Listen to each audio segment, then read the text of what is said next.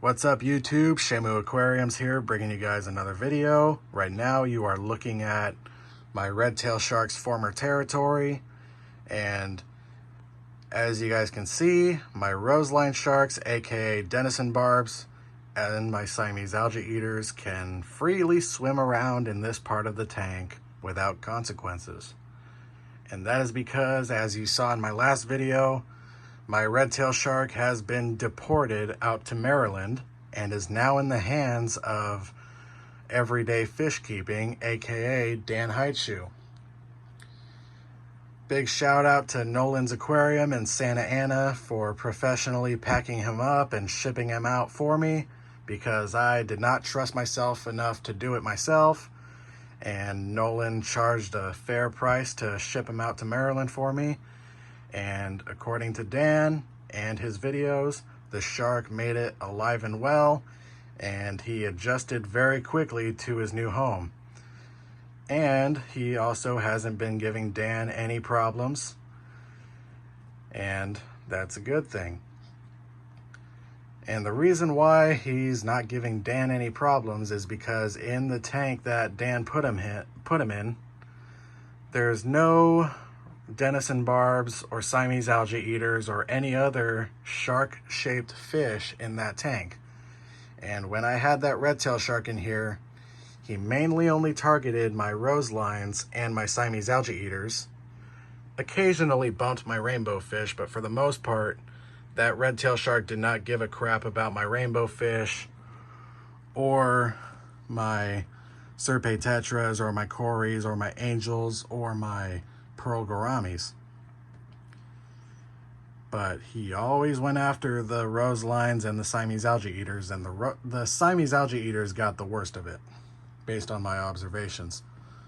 But yeah, now the roselines have extra space to swim around in. It did take a couple small changes to this part of the tank to help the roselines realize that the red tail shark is no longer in here. I moved the jungle val back a few inches, as well as removed a piece of driftwood out of here. So I opened up a little passageway for the roselines to be able to swim through, and all is good now. So now my roselines can utilize the whole 6-foot length of the tank when my angelfish are not in their moods. So now that marks the end of an era, because for the first time in 20 years, my tank is shark free. Well, okay, roseline sharks, they don't count. I typically only refer to them as roseline sharks in my videos, but typically I would just refer to them as roselines. To me, I don't see them as sharks because, one, they're not real sharks, and two, I typically just refer to red tail sharks, rainbow sharks, and bala sharks as sharks, but to me, these guys are just roselines. With the red tail shark gone, this one is my favorite fish in the tank. That's my best looking roseline shark, aka Denison barb, but since he's hanging out in the upper half of the tank, the light isn't hitting him right, so you really can't see his colors all that well, because when he hangs out in the upper half of the tank, his colors get washed out a bit. He needs to be hanging out like down here for the lighting to just hit him just right, and you can see that nice emerald green on his back. But yeah, so with the red tail shark being gone, my two anal fish, you heard that right, anal fish, are the new co-bosses of this tank. Because another reason I decided to get rid of the red tail is because the red tail had already controlled this section of the tank. The roselines and the Siamese algae eaters were not allowed to go past this rock right here, which is like, okay, well, they all have this other 4 feet of space to swim around in. But then a week ago, these angelfish claimed this 2-foot section of the tank and started chasing everybody out of it.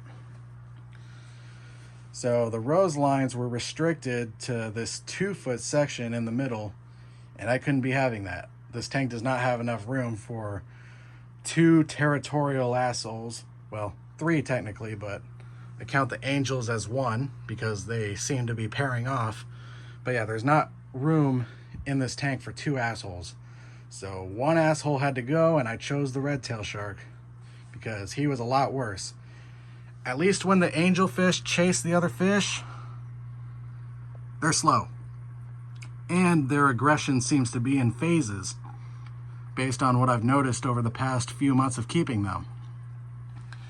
They'll be calm for the most part, then for a week or 2, they'll all of a sudden start acting kind of territorial. Then after like a couple weeks, they'll go back to being mostly peaceful.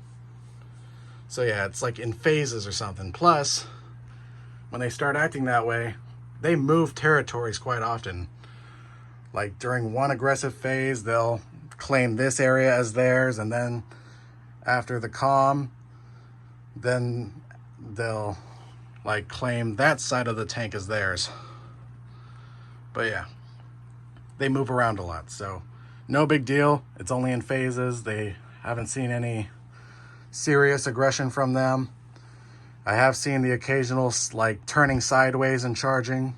That's when you know they mean business. But other than that, no big deal. Luckily, they're too slow to catch these rose lines and the rainbow fish.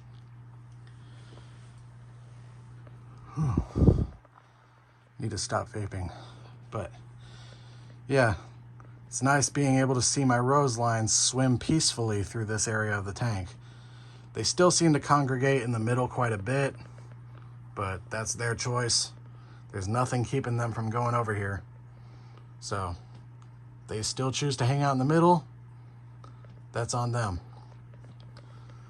But yeah, pretty happy with the results. The rose lines no longer have to endure that 20 minutes of torture during feeding time, and they can swim pretty much wherever they want as long as the angelfish are in a good mood. But that red tail shark was my favorite fish, but it was a love-hate relationship, and those roseline sharks are a close second when it comes to my favorite fish. And ultimately, I chose the roselines over the red tail because I have like 12 roselines, and they bring a whole lot of life to this tank. So, yep. Goodbye, red tail shark. I'm not going to keep any more rainbow sharks or red tail sharks in my tank for a while because I like to maintain the peace. I really am liking these rose lines a lot more recently. With the red tail shark gone, this big rose line is my favorite. I actually did manage to get a tape measure next to this guy on several different occasions, and he has no fear of the tape measure whatsoever because he's so used to having a camera in his face all the time. He's exactly 5 inches long, and this big fatty over here finally caught up to him in size. So these two are both exactly the same size now. This guy's a little bit thicker, but yeah, they're both exactly 5 inches. This guy finally caught up, and I won't be surprised if he ends up surpassing the good-looking one pretty soon. I wish he would come down towards the bottom of the tank more often, because when he hangs out up here, I probably already said this, but when he's in the upper half of the tank, or the upper half of the water column, the lighting doesn't hit him right, so kind of washes out his colors a little bit. But when he comes down here, the lighting hits him just right, and you can see that nice emerald green on his back. But yeah, my big ass roseline sharks are now my favorite fish. I'm not going to keep any more rainbow sharks or red tail sharks for a long time, as long as I'm keeping roselines. But yeah, that's all for today's video.